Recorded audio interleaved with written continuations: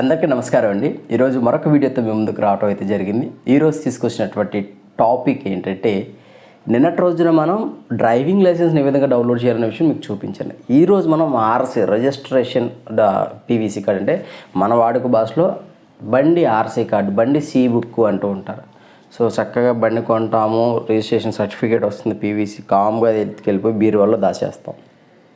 ఇమీడియట్గా రోజు కావాల్సి వస్తుంది. కారు అమ్మేసే సిచ్యువేషను, లేకపోతే కారు రీఫైనాన్స్ చేసుకోవాల్సిన సిచ్యువేషను, లేకపోతే కారు లోన్ మీద కొంటే దాన్ని హైపోతికేటెడ్ టెర్మినేట్ చేయడమో ఏదో పర్పస్లో మనకు పీవీఎస్ మన ఒక కార్డుకి కావాల్సి వస్తుంది. అప్పుడు మన కార్డు మనకు కనపడదు. ఏం చేయాలి?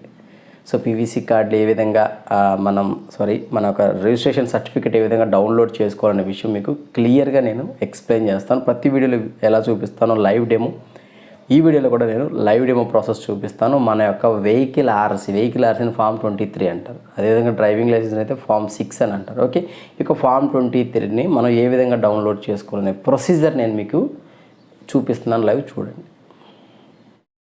ఇప్పుడు మీరు లైవ్ డెమో ప్రాసెస్ చూస్తున్నారు. సో దానికి కానీ వెబ్సైట్ నిన్న మనం ఓపెన్ చేసింది APRTA, APRTA. ఇక వెబ్సైట్ మనం ఓపెన్ చేస్తే మనకి ఇంటర్ఫేస్ ఈ విధంగా వస్తుందన్నమాట. సో ఈ యొక్క ఇంటర్ఫేస్ మీరు ఇప్పుడు చూస్తున్నారు కదా. ఇక్కడ చూసుకున్నట్లయితే నిన్న మనం స్టేటస్లోకి వెళ్ళి డ్రైవింగ్ లైసెన్స్ గురించి చూసాం. ఇప్పుడు రిజిస్ట్రేషన్స్ అండ్ పేమెంట్స్ అనే ఆప్షన్ మనం చూస్తాం. సో దీంట్లో మనం సెర్చ్ చేసే విధానం చార్జెస్ పర్మనెంట్ నెంబరా లేకపోతే టెంపరీ నెంబరా అని చెప్పేసి అడుగుతూ ఉంటుంది. సో ఆ డీటెయిల్స్ అన్నీ ఇవ్వాలి. చాయిస్ నెంబర్ అంటారా, మీరు మీ యొక్క వెహికల్ని సీట్ లేపి చూసినా ఉంటుంది, సైడ్ అమ్మటి పోర్క్ దగ్గరైనా ఉంటుంది. ఓకేనా, మనకి ఇంజన్ పార్ట్లో అయినా సరే మన యొక్క చాసిస్ నెంబర్ దొరుకుతుంది. ఓకే, నాకు చాసిస్ నెంబర్ దొరకట్లేదు అని అంటే డైరెక్ట్గా మీరు గూగుల్లోకి వెళ్ళి ఈ విధంగా ఏదో ఒక మీ బండి ఏదైతే ఉందో ఆ యొక్క బండి యొక్క మోడల్ అంతా క్లిక్ చేసి అదే టైప్ చేసి దాని యొక్క లొకేషన్ ఎక్కడుందని చెప్తే మనకి నంబర్ ఆఫ్ ఇమేజెస్ ఉంటాయండి. అంటే మీరు ఇలా ఈ విధంగా ఎత్తుక్కోవచ్చు.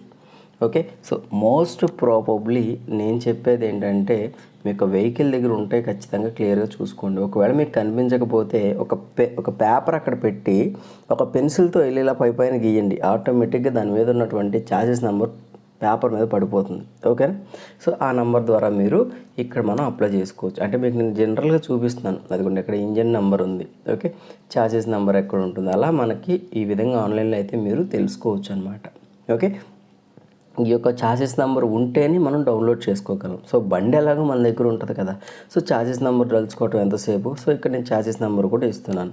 ఇచ్చేసిన తర్వాత ఇక్కడ మనకి ఏంటంటే క్యాప్చా అడుగుతుందండి. ఓకే, ఈ యొక్క క్యాప్చాని ఇచ్చేసినట్లయితే మనం ఈ యొక్క క్యాప్చా ఇచ్చి జస్ట్ సెర్చ్ అని క్లిక్ చేస్తే మనకి యొక్క డాక్యుమెంట్ ఏదైతే ఉందో రిగార్డింగ్ దానికి సంబంధించినటువంటి ఇన్ఫర్మేషన్, అంటే కొంతమందికి ఓన్లీ డౌన్లోడ్ అని ఉంటుందండి. ఇక్కడ ఆల్రెడీ బండి వెహికల్ అమ్మేసిన బండి డీటెయిల్స్ నేను చూపిస్తున్నాను.